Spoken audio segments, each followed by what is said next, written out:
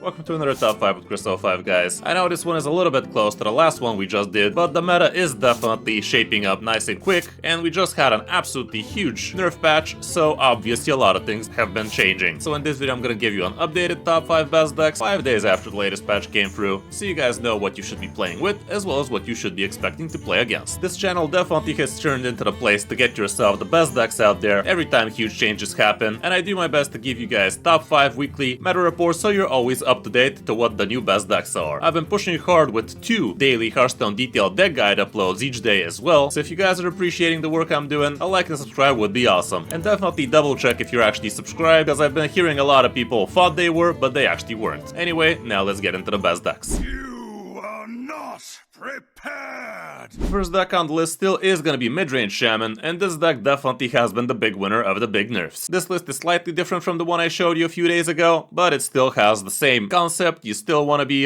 getting yourself Kagata nice and quick, you still have yourself some great big spells like Furious Foul, like Wish Upon a Star, and Frosty the Core, and you're still obviously running the new Mirrodin High King, which is absolutely huge and a great way to finish off games, and it gives you a little bit of extra sense of inevitability if your opponent can't close you. The interesting new inclusion in here would be a single copy of Hex, with which you could be doing nasty things against things like Bwonsamdi Death Knight, I guess, but all around everything else is the same as I showed you from a few days ago, so definitely check out my detailed guide about this deck, and I might actually do an updated guide about it in a few days from now, so be on the lookout for that one too. Here's what the matchups look like here, and Discover Hunter is gonna be a great matchup for you, say with Protoss Mage, and also Dragon Warrior, so no wonder you're doing this well with climbing here. When it comes down to the mulligan, here's what we have. You are gonna try to curve out as fast as you can, and Murloc Grofen would be a great turn 1, Hagata would be amazing on turn 4, or even on turn 3 if you got yourself the location, which is another amazing thing to keep. And Turbulus is also okay to curve into, but don't just hold him because you have him. If you don't have anything else in your hand, you might even toss Turbulus just for the sake of trying to curve out better. He's an okay thing to do on turn 3, but he's definitely not gonna win you the game, so don't pretend he will. Birdwatching is also great, Flight of the Firehawk is nice, Pop-Up Book is great, especially if you have follow-up Primordial Overseer. Elise the Navigator could be great if you're curving into her. The rest probably not so much, even though if you're against the Death Knight, I'd also consider the Hex. On the coin, again, same stuff. People again religiously keep Turbulus when they really shouldn't be holding on to him that much. Even though on this one, when we switch over to the mulligan win rate, he is still actually pretty high, so maybe you should be holding on to him more now, I don't know. But yeah, what I'm trying to say is he's not gonna win you the game if you play him on turn 3, so if you have nothing better in your hand, don't just hold on to him and think that's gonna be great. Kagata on the other hand definitely is amazing, especially if you curve into her. Again, Murloc Grofen, the location, basically a good card draw and the good minions for the early game. We can basically see tons of other iterations of this mid-range shaman up there, and we have so many different versions. This is the one I'm showing you, 62% win rate, over 1000 games, definitely sparks joy. But there's also a version with thousands and thousands of games with a little bit less win rate, but still, this one I think is the one I showed you last time, 12,000 games, very solid stuff, and it's pretty similar. I think just Hex is replaced for something else, so yeah, you might want to try that one too if you still haven't. And look at this nonsense, 63,000 games, guys. This deck is way too popular right now, way too strong, so definitely don't get too attached to it. Surely something is gonna get touched here. So I'd assume in about 10 days we might be hearing about some kind of nerf to Shaman. We can also see Elemental Shaman is doing pretty well right now, so you might want to give that one a check if you want to take opponents by surprise. They're gonna be expecting mid-range and you're gonna be Elemental instead, so that's cool. But yeah, all around those would be the 2 best variants right now. Nature Shaman is nothing to write home about for sure. Neither is Nebulous Shaman. Pirate Shaman is also pretty unimpressive, so yeah, stick with mid-range or elemental. On the number 2 spot, the king is back basically, and we have Leech Death Knight back as strong as ever, and this deck definitely does go toe-to-toe with mid-range shaman, so you have that going for you, which is nice. Leech Death Knight definitely took a decent hit out of the latest patch, but it was way too strong for that to really matter, and this version is no longer even running the card draw leeches anymore, which is honestly kinda interesting. I still believe that card does have room in this deck, but it is what it is. But instead, this one does have things like Marin the Manager, the Headless Horseman, as well as a Demolition Renovator, because there's way too much Elise going around right now. So yeah, Leech Death Knight still should be a great deck for a lot of people, so if you had it before, you can still definitely play it. Just don't craft too much for it, because a lot of its cards are getting rotated, and if you didn't play it when it was actually super top tier, why would you do it right now? Other than that, nothing too fancy about this deck. We might actually give it a try tonight on stream on the Hearthstone coaching session we're gonna be pulling off, so if you guys want to see it in action, you might want to drop by. It's a very nice control-y deck. You definitely can win a lot of games with it. It no longer runs Ferak, which again might actually be usable still even without the 5 extra mana spells it used to cast, but maybe this one is indeed better, and it no longer runs things like Narelax either, so that's definitely interesting. We only have a single copy of Corpse Explosion in this one. We still obviously have Elise, with which you could be going for the 5 mana 4/1 rushes, and with Marin the Manager you can definitely get yourself a lot of extra value, so that can definitely help. For the matchups, we can see it has nothing but greens out of the popular ones, and like I said, it goes toe-to-toe with mid-range. It doesn't go over it or anything like that, but a 50-50 still ain't bad. For the mulligan, here's what people have been holding on to when going first. Obviously, always go for Creature of Madness. Morbid Swarm on 1 is amazing. Dreadhound Handler is great. Infested Breath also pretty nice. Cho Fallen Baron. Elise the Navigator. Xavius if you're curving into him. And same can be said for Blob of Thor, but try to only hold on to one of the 4 drops because you don't want to have way too much stuff that you can't play in your first 3 turns. When going second, again try to get the curve, and again try to hold on to a good impactful 4 drop with which you could curve into. This is the list I'm showing you. 2400 games, 60 plus win rate, definitely nothing to scoff at. And here's another version with 2100 games, again decent sample size, decent win rate. This one is with Ferak as well as the Sanguine Infestation, so yeah, this is a direct comparison. The deck does work better, a couple of percent more without the nerfed cards, so there's that. Bonsam Death Knight is still definitely pretty powerful, but don't get baited by the stupid Brewmaster version. It's just a literally win more card. And that deck, usually if you manage to get your Bonsam up to 8, that should cover you nicely. The rest of it is just feel good, win more kind of deal if you ask me. I've tried several decks with and without Brewmaster, and I gotta say without Brewmaster it just works much better. And that's what the stats show, so no matter what some people have like feelings, I have been seeing some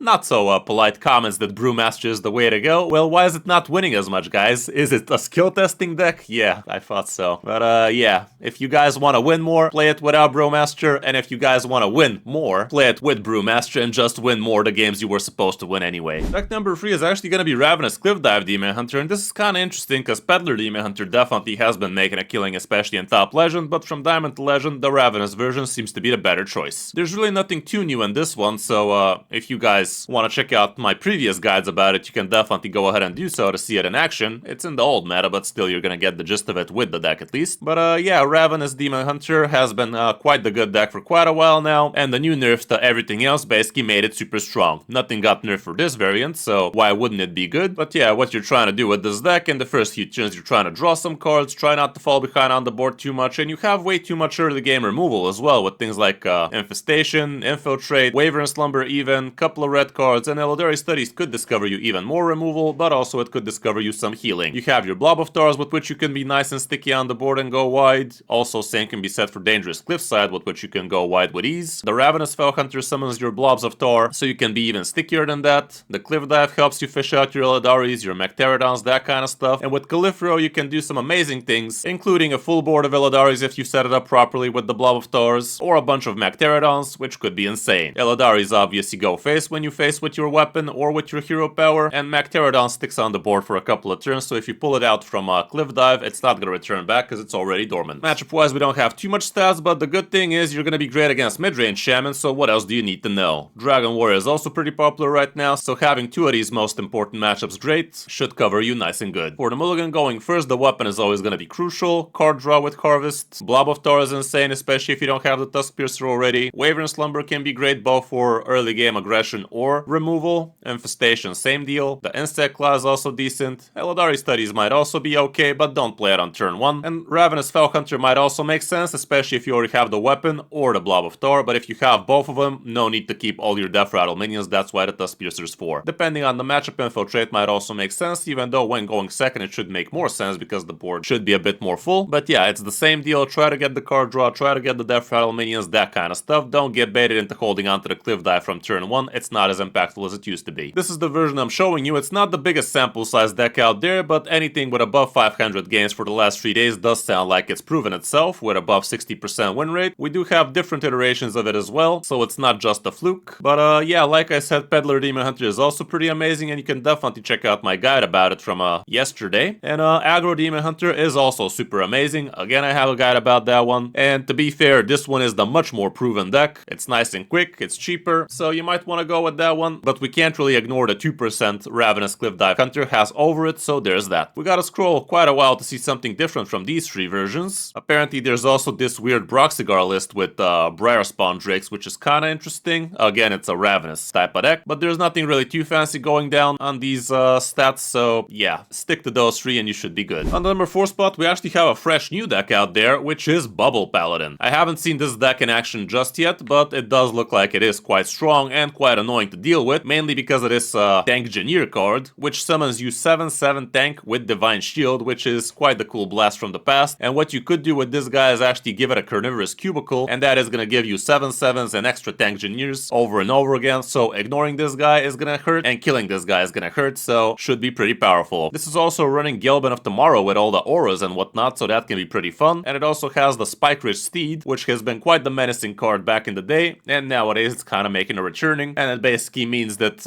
if you ignore even a single minion, this guy could plop down for only 5 mana and start becoming a problem. Elise is also in here, with which you could be getting yourself extra copies of these Spike Ridge Steeds, I guess, or extra copies of the Tank Engineer, or heck, even extra copies of Carnivorous Cubicle if you weren't careful. So yeah, the deck does have quite the value packed into it, and it definitely might be worth checking out if you still haven't. Looks like a very promising new archetype indeed. I will be giving it a check really soon, so be on the lookout for that on the channel, but now let's see what the matchups are looking like. Not that much stuff out there just yet, but mid-range Shaman is not gonna be a bad matchup for you, which means a lot in this meta. So basically either play mid-range Shaman or make sure you're doing well against it, or at least 50-50, or you're not gonna have a good time. I guess that's why people start running Hex in the mid-range Shaman, because this deck might actually be quite powerful without it. For the mulligan, again, try to be curving off properly. Things like Creature of Madness are still amazing. Righteous Protector, Weapony Infinite, at least the Navigator if you're curving into it, or Tank Engineer for that matter. Card Light Protector is also okay, even though on turn 2 you're probably not healing much. The weapon can be nice, so you can make sure you get Gelbin on time. A Wisp I would definitely not hold on to, I don't know why it's here. The legendary Torif could be interesting, but try to have a really good curve to be holding on to something like that. On the coin we have plenty of the same stuff, but here depending on the matchup, Tigris Plush you might be insane, but the rest looks pretty much the same deal. For other good Pally decks, you can definitely still stick to aggro Pally and feel great about it. This one is looking pretty promising, 5200 games, 57 plus win rate. Quest Pally is still playable, and different iterations of Aura Paladin are also up there. This one is very different from the one I showed you. Imbue Pally apparently is above 50%, which is interesting, but it's definitely not something you should expect to win too much with. And the last deck on the list, if we gotta be real, should be Dragon Warrior, but I've already showed this guy in the last top 5, and there's literally nothing changed in this list. It's exactly the same list I showed you a guide about, a coaching session with. It was in the last top 5, so instead of showing you this, I'd rather show you another deck which I think is deserving in this top 5, which would be Discover Hunter instead. Discover Hunter is actually the best deck in Top Legend right now, and it is holding up a very strong number from Diamond 5 to Legend as well. Even though it's quite the hard deck to actually master, I really think you should do your best to actually do well with this one, because if you do, you could even hit Top Legend with it. I did show you a detailed guide about this deck from yesterday, I think, so definitely give that one a check. But yeah, Discover Hunter right now is quite the powerful deck, and it can do some pretty insane things if you know how to pull them off, including 24 damage to the face as soon as turn 5 with the help of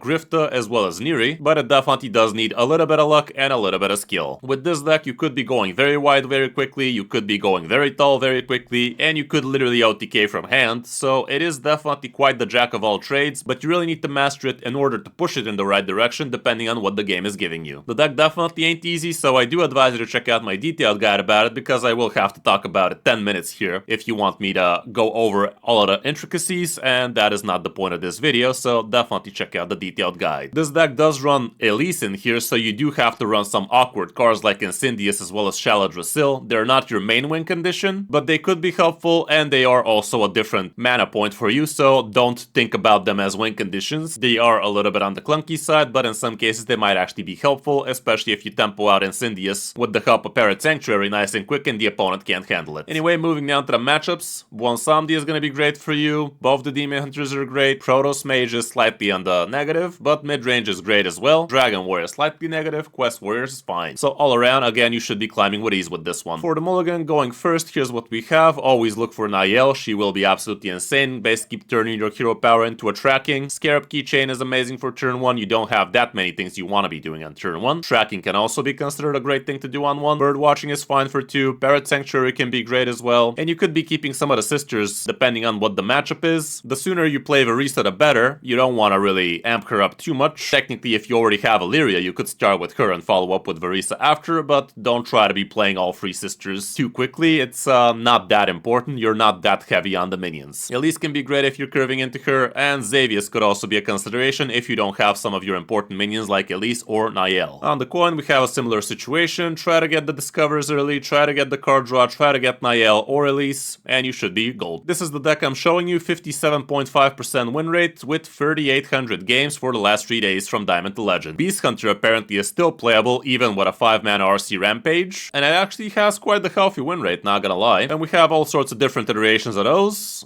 Face Hunter apparently is also playable, not insanely amazing, but still pretty decent. But the rest is basically iterations of these three. Quest Hunter still seems to be quite dog water, so I guess you might want to stay away from it. So yeah, that's about it for Hunter. For the classes we haven't mentioned, starting off with Druid, right now Dollhouse Druid is still the best way to go for it, even though it's not that amazing. Small sample size, and with the nerf to Sparkling File, definitely not gonna feel as amazing. Aviana Druid is actually looking quite playable right now, but it's still pretty feel-good RNG BS kind of deck. There's also a Huddle Up Druid doing fine. I think Jambray has been pushing this archetype for quite a while now. Imbue Druid is apparently playable. Krona Druid as well, I guess. Kind of a Dread Druid kind of deal. Sounds fun, but doesn't work. For mages, Protoss Mage is actually the best thing you could be playing right now, at least according to the win rates, but the sample size are way too small, so I would advise you to check out Elemental Mage. It definitely has a lot more sample size with a pretty good win rate to go with it, and this deck is literally free with just a couple of epics and a couple of rares, which is huge. I will be doing a guide about this deck tonight, so be on the lookout for that one. But other than that, Mage doesn't look too fancy right now. People did want to try the new Dragon Mage with the Fabled cards, but so far it's barely above 50. Same can be said for Quest Mage, so yeah, stick with Protoss and with Elemental. For the Priest class, still Protoss Priest seems to be the best bet, even though the sample size is small. Bandage Priest is also playable. Here's a big sample size Protoss Priest with very decent win rate actually. But